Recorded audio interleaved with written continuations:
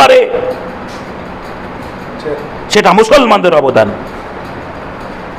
আর একটা কানা টেরা দুপাতা পড়েনি, বলছে এটা হিন্দু রাষ্ট্র করবো, এটা হিন্দু রাষ্ট্র করবো। আর একটা কানা টেরা দুপাতা পড়েনি, বলছে এটা হিন্দু রাষ্ট্র করবো, এটা হিন্দু রাষ্ট্র করবো।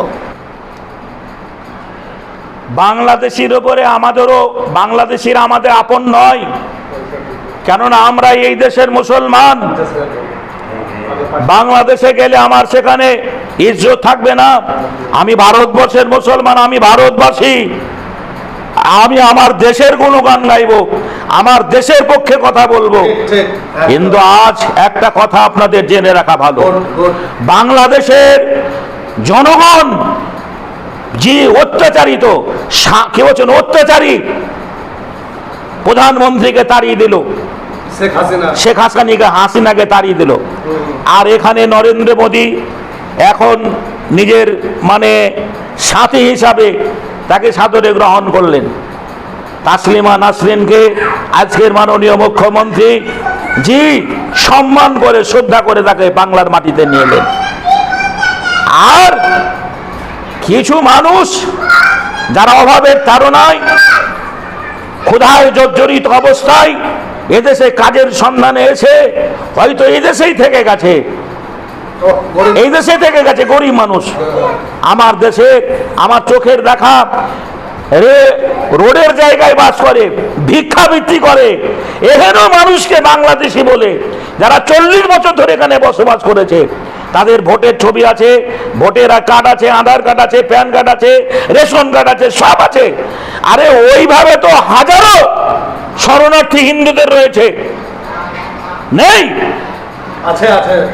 যারা ওপার বাংলার, চলুন আমাদের সার্ভে করি, আমি নাম বলে দিচ্ছি। একেবারে কৃষ্ণনগর, রানাঘাট, নগরদ্বীপ, শান্তিপুর, জি আপনার বনগাঁ, বসিরহাট, কোন জায়গায় অমুসলমানরা বাংলাদেশ থেকে আসেনি? গোটা কলকাতাকে চেয়ে নিয়েছেন বাংলাদেশের অমুসলমানরা। জি তাদের অ্যারেস্ট হলো না, তাদের ধরা হলো না। আর এই দেশের কিছু মুসলমানকে বাংলাদেশি বলে জি তাদেরকে বন্দি করে রেখেছে, বন্দি করে রেখেছে তাদেরকে। শুধু মুসলমান বলে, কিন্তু যত মুসলমানদের খারাপ বলুন, যতই মুসলমানদের ছোট করুন, সেদিন সোশ্যাল মিডিয়ায় দেখলাম একটা বাচ্চা মেয়ে যে আপনার নেপালে খেলতে গিয়ে ফার্স্ট হয়েছেন রানে, জি প্রাইজ নিয়েছেন সোনার। আর একটা কথা সেদিন সোশ্যাল মিডিয়ায় দেখছিলাম, সেলিনা বলে একটা মেয়ে, ওই দক্ষিণ 24 পরগনা সুন্দরবন এলাকায় বাড়ি, একবারে ভাঙা বাড়ি, ঝুপড়ি ঘর, প্রবন্ধ লিখতে গিয়ে সেই মেয়েটা ভারতবর্ষের ফার্স্ট হয়েছে। এই স্বাধীনতা 15 আগস্টের দিন তাকে আমন্ত্রণ জানা হয়েছে। আমন্ত্রণ জানানোর পরে জি তার পয়সা নেই, প্লেন ভাড়া নেই, ওখানকার একটা বিধায়ক তাকে সহযোগিতা করেছেন, ওই স্কুলের একজন টিচার এবং তার গার্জিয়ান, অভিভাবক, তার আব্বা। আর ওই সেলিনা মেয়েটা 15 আগস্ট স্বাধীনতা দিনের ওই ইন্ডিয়ান গেটে যেখানে পতাকা উত্তোলন হবে দেশের, সেই জায়গায় স্থান পেয়েছে। ওই মেয়েটা মুসলিম, ওই মেয়েটা মুসলিম।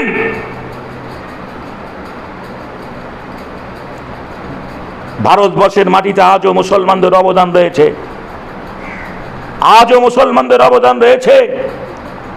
আবুল কালাম মিসাইল মাস্টার, যিনি একটা আগ্নেয়াস্ত্র তৈরি করেছেন, মিসাইল তৈরি করেছেন, পারমাণবিক বোমা তৈরি করেছেন, যেটা পাশ্চাত্য দেশ ভয় করে, ডোনাল্ড ট্রাম্প ভয় করে,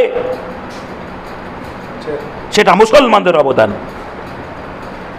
আর একটা কানা টেরা দুপাতা পড়েনি, বলছে এটা হিন্দু রাষ্ট্র করবো, এটা হিন্দু রাষ্ট্র করবো।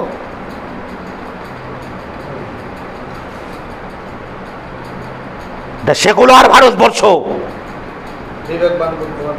মসজিদ আজান হবে, মন্দিরে পুজো হবে, গির্জায় প্রার্থনা হবে, সকল ধর্মের মানুষ সমানভাবে ধর্ম পালন করবে।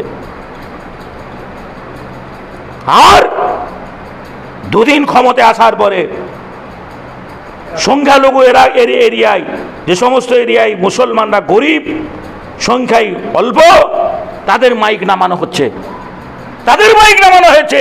এর আগে আমি ভিডিওয় বলেছি, বাপের বেটা আছিস একবার আয় মুর্শিদাবাদের মাটিতে কোন মসজিদের মাইক নামিয়ে দেখ, কত ধানে কত চাল। ইন্নাল্লাহা মা সাবিরিন, ধৈর্য আছে তাই আমরা ইজ্জত পেয়েছি, আইন আছে তাই ইজ্জত পেয়েছি। আজকে সুপ্রিম কোর্ট রায় দিয়েছেন যে মসজিদের মাইক নামা যাবে না, আজান বন্ধ হবে না। যারা আজান বন্ধ করার জন্য মাইক নামিয়েছে তাদের পুনরায় মাইক উঠিয়ে দিতে হবে। আল্লাহ রাব্বুল আলামিন সকলকে বোঝার তৌফিক দান করেন।